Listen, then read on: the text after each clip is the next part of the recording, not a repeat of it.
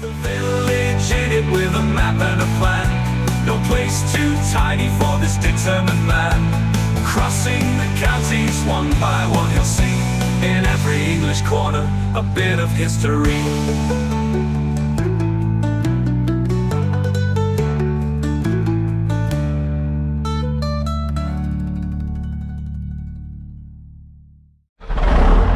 Welcome back to Hambleton, everybody. Now I know I've got a great episode in store for you here.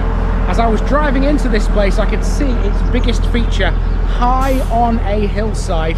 I've got to walk up that hill to get to it. It's going to be knackering, but quite frankly, it's going to be worth it. That hill is what gives this place its name. Its name means crag or hill, or I suppose mountain in a way. This is what it's called. Crayke.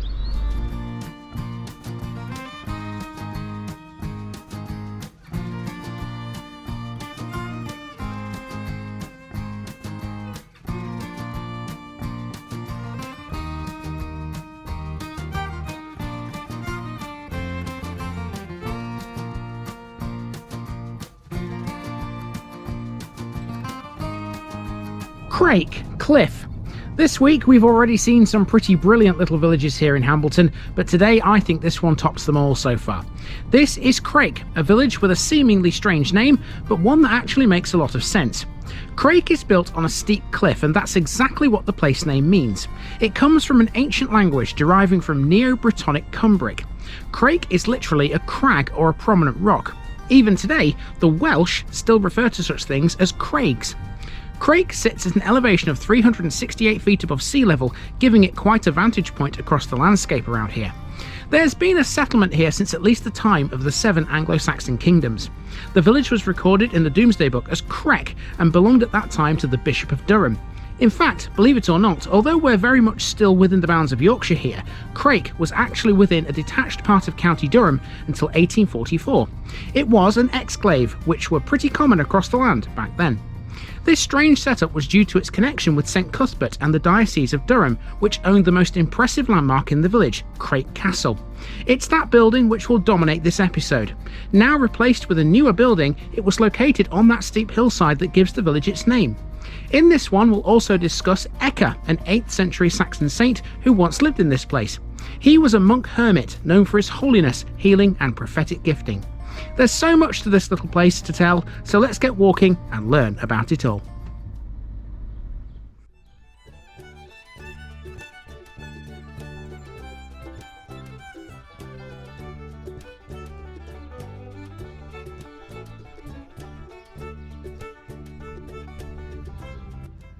Let's get this route started with Crayke C of E Primary School, located close to the sports ground in the southern reaches of the village. This was built in 1965 and was officially opened by the Reverend B.C.L. Ward, the Vicar of Crayke. It was renovated and extended in 2012. The school has a very well established partnership with St Cuthbert's Church to the north of the village. The two ensure that the children and families are central to everything done in this school.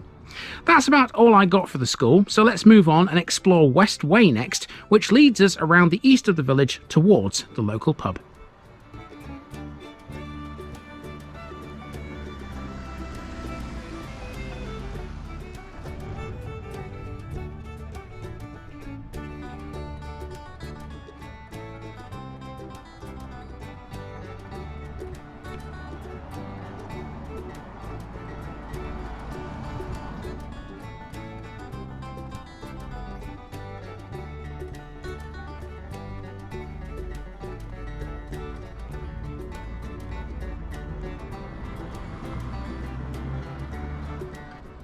This next thing is Crayke's old school, which became redundant when the current building opened in 1965. This was a national school and it was erected in the village in 1846. It's now a private house, but it retains its old charm and character. Not far from here, there was a Methodist chapel. Crayke had a couple of those, and they were 19th century in origin. They are all, though, now disused. Well, there can be no denying that the most impressive building here in Crayke is Crayke Castle, and that's on top of the hill which I'm already starting to climb. This main road through the village is already starting to slope uphill. I don't know whether you've noticed that on the footage. Now, opposite the old school, there's probably what's my favourite building in the entire village. This one here on the left. That is Tudor Cottage. So this is my favourite building in this village. This is the Grade 2 listed Tudor Cottage. This is probably mid to late 17th century in origin, and it's got a timber frame. The house is unusual among timber framed houses of the region in being 2 rooms in depth. Most are only 1 room deep, and that makes this cottage a rarity.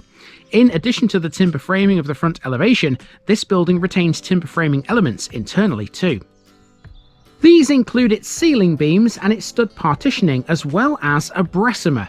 Now, a bressumer, if you're unfamiliar with the term like I was, is also known as a breast summer beam. It's a large, load-bearing timber beam that spans openings and supports masonry above. These beams are often found in period buildings such as bay windows and shop fronts. They're designed to carry the weight of the floor and walls above. Essentially, they act in the same way as a lintel might do. They're typically made of wood and can be sometimes installed in pairs. Now, as we walk around Crayke, you'll quickly get the impression that this is not your average Yorkshire village. It genuinely isn't actually, even though we are firmly within the county. Until 1844, Crayke was within an exclave of County Durham, meaning it was detached from the main portion. This strange setup was all to do with Crayke Castle on the cliffside north of the village. There aren't many clues as to the village's historical links with Durham, except for one that's rather obvious. The one and only pub here is called the Durham Ox.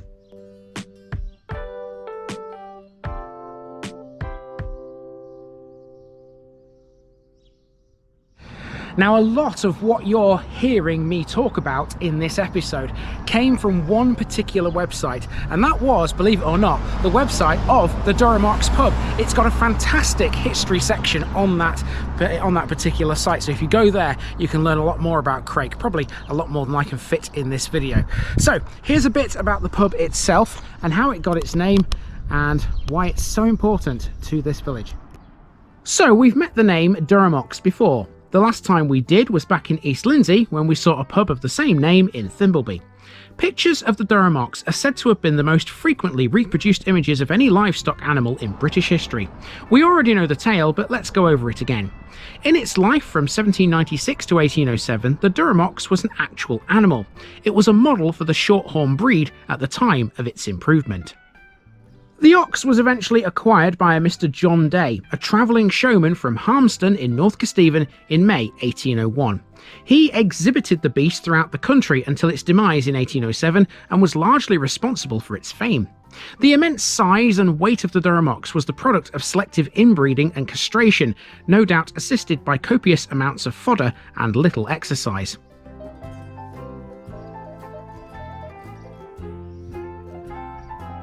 The pub has been here for at least 300 years, and if you head on inside, you'll find some really interesting oak panels.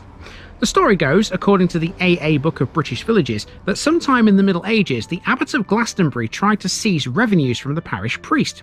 The priest successfully foiled him in doing so, and so some bench ends were carved to celebrate the village's victory. The first shows a fox dressed in the abbot's robes rounding up a group of animals and a flock of geese. In the second, the victims are shown in revolt, stripping the abbot of his robes and putting him in the stocks. Finally, he's hanged, with the geese pulling on the rope. In 1908, a carpenter by the name of J. Morrison from Taunton in Somerset was commissioned by a young viscount to reproduce the images using the finest English oak for his ancestral home. In 1974, the owners of the Durham Ox asked a local woodcarver, Derek Slater, to set each carved panel into oak frames, and that's what you'll see inside the pub today. Derek, by the way, also built the bar here too.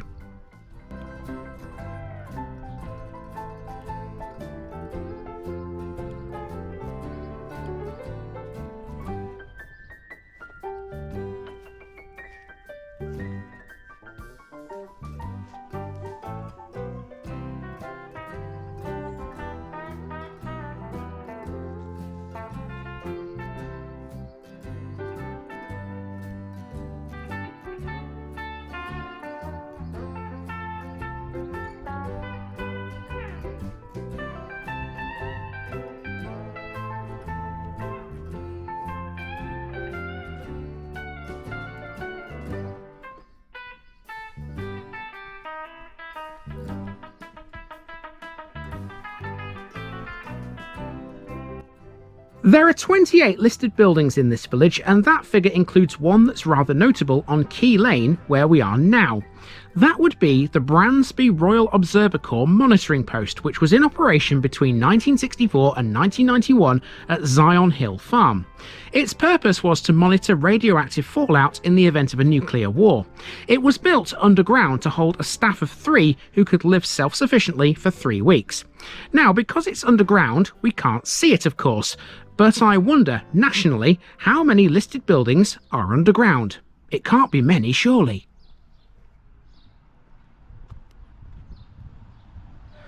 Okay, so we have effectively climbed half of the hill and then gone back down it again by using Key Lane, but there's a reason for that. It's forming a nice circle around the village, and that was one of the easiest ways to do it. It means I've got to climb the hill again in a minute, but half of the course, isn't it? Anyway, next we have a parish notice board. So one of these is going on there.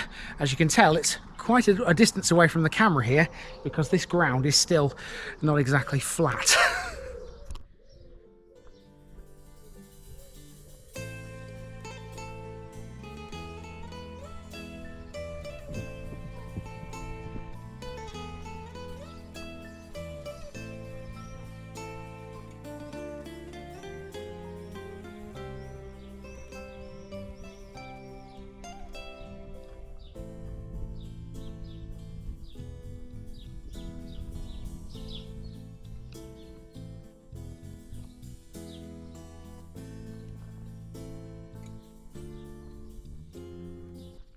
So now we're heading around the northernmost reaches of Crayke village via a footpath that will take us to the church. Get ready, by the way, for some spectacular views in this bit.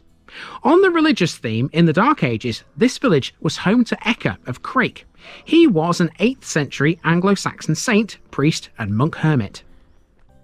He was known well for his holiness, healing and prophetic gifting. According to the York Annals, he died in 767 AD and his feast day is the 5th of May.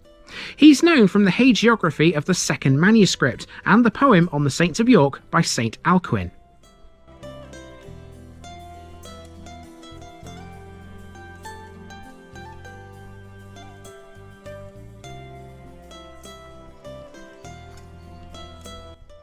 Crayke's church is dedicated to St Cuthbert, and there's a really good reason why. It gained the dedication thanks to the man himself.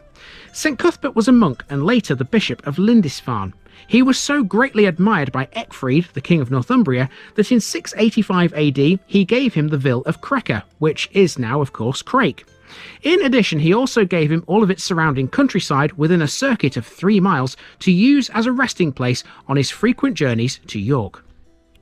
At that time, Crayke was hidden deep in the ancient forest of Galtres, reported to be so dense that a squirrel could make its way from the foot of Crayke Hill to York's city walls without leaving the trees. St Cuthbert is said to have founded a monastery here which continued for 200 years. Nobody knows for sure where it was, but there are theories. There was definitely a monastery here though. A monk called Aediluf wrote a poem about it called Carmen de Abatibus at some point between 803 and 821 AD. In Norman times, the bishops of Durham constructed a castle over the monastic cemetery, although no traces now remain of either. We'll see where the castle was, though, in a moment. At the time of the Danish invasions, the body of St Cuthbert was unearthed and it travelled around the north of England in order to protect it. The monks who were tasked with the job are said to have rested with his body at Crayke for a time, and so the church's dedication seems pretty appropriate.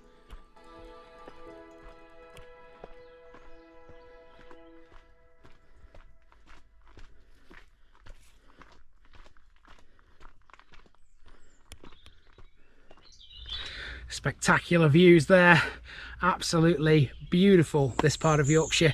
To be fair, all of Yorkshire's beautiful if you're willing to stretch that far in places. Anyway, the footpath we've just been using has brought us into the churchyard, St Cuthbert's Church. Not the regular way you would go into this church, you'd come off the road normally, but of course I'm trying to make a circular route. There is the church. Let's talk a bit about this. So, let's see this church. The present building was erected in 1490 in the Perpendicular style. It's an active parish church in the deanery of Easingwold, the Archdeaconry of York and the Diocese of York. Its benefice is united with those of All Saints at Brandsby and Holy Trinity at Yearsley. It's another of the 28 Grade 2 listed buildings in the village. Constructed in ashlar stone, its plan consists of a 3-bay nave with a north aisle and a south porch, a 2-bay chancel and a west tower. The church is battlemented throughout with pinnacles and gargoyles. The tower is in 2 stages, with a 3-light west window in the lower stage and 2 light bell openings in the upper stage. The east window contains stained glass by William Wales. The font is from the 15th century and the pulpit is dated 1637. In 1862 and 63, the church was restored and a north aisle was added by the Lancaster architect E.G. Paley at a cost of £1,000. The site of the church was probably occupied by a wooden building in the Anglo-Saxon era, and some people reckon St Cuthbert's monastery might have been here. However, not everybody agrees with that. Come with me now to Crayke Castle, which also has a huge link to St Cuthbert.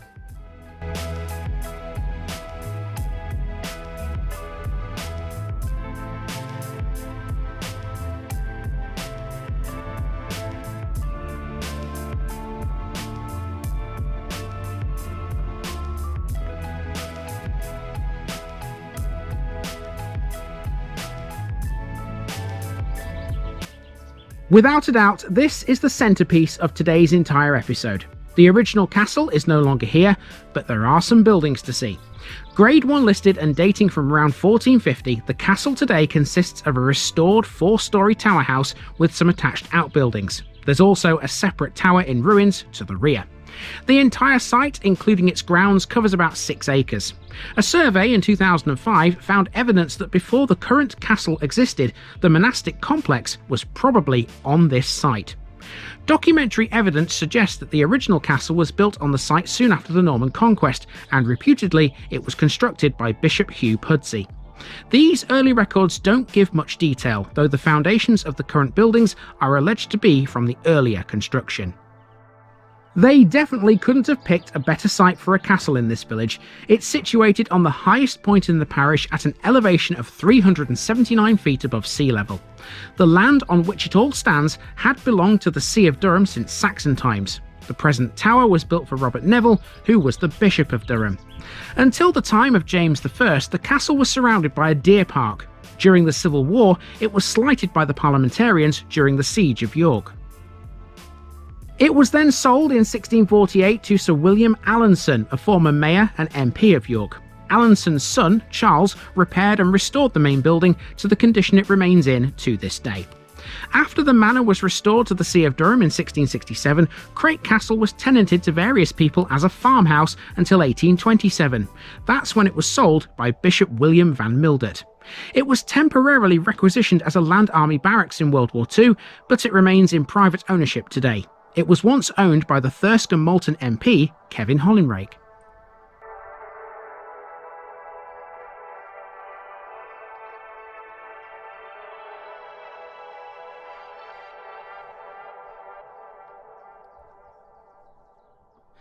Well, the fortunate few who've lived in Crayke Castle have a fantastic view at this point. Because it's high on a hill, this is what you can see. Check that out. I can see for miles up here, and now you can too.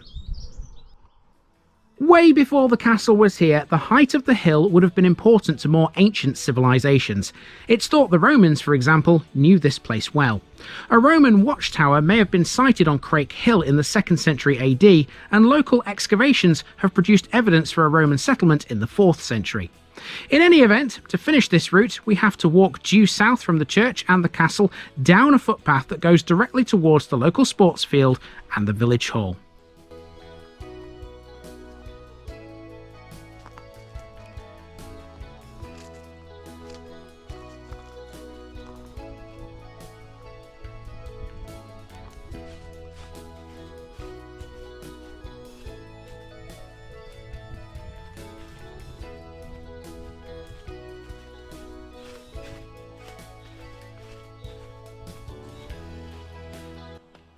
Both the sports ground and the village hall are located on the same site, and they're run by a charity whose main aim is to operate a recreation ground and clubhouse for the inhabitants of Crayke. Activities that take place in the hall include playgroups, meetings, lectures and classes, whilst various sporting and leisure pursuits can be had on the extensive playing field next door. Over the years, Crayke's sporting facilities have been recognised as the leading ones in the area, and everybody involved with them is super happy with what's provided. Although sport and social events have taken place on the site for many years, the current building was only established in 1998. Ever since, a devoted group of individuals, both past and present, have worked very hard to establish a social and sporting hub for all.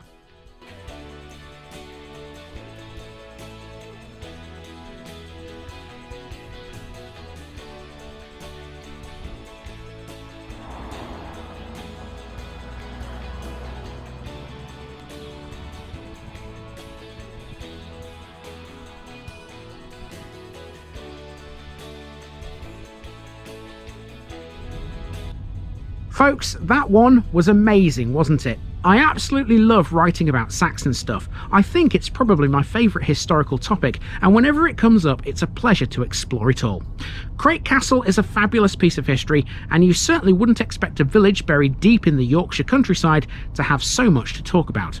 See you tomorrow for another tiny one.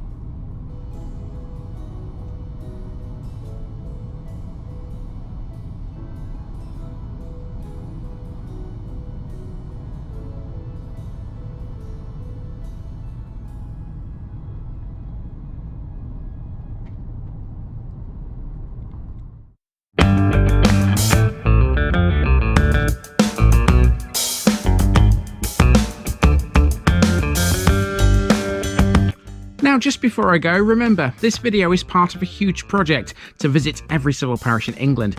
That's more than 10,000. These routes are pre-planned, and due to time constraints, I can't cover every detail or walk down every street. Please don't complain if this video missed something out. I pronounce names how I choose to. I am very aware that local dialect may vary, and I don't take kindly to criticism about this. You've been warned. It's impossible to know everything too. If this video was terrible, make your own.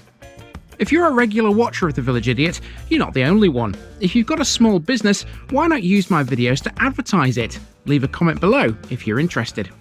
And finally, thanks for watching this episode, everybody. Give us a like and a subscribe if you've enjoyed this episode, and share it with your friends and relatives. It all helps to keep this mission going. Until next time, I've been Andy, also known as The Village Idiot, and I'm out.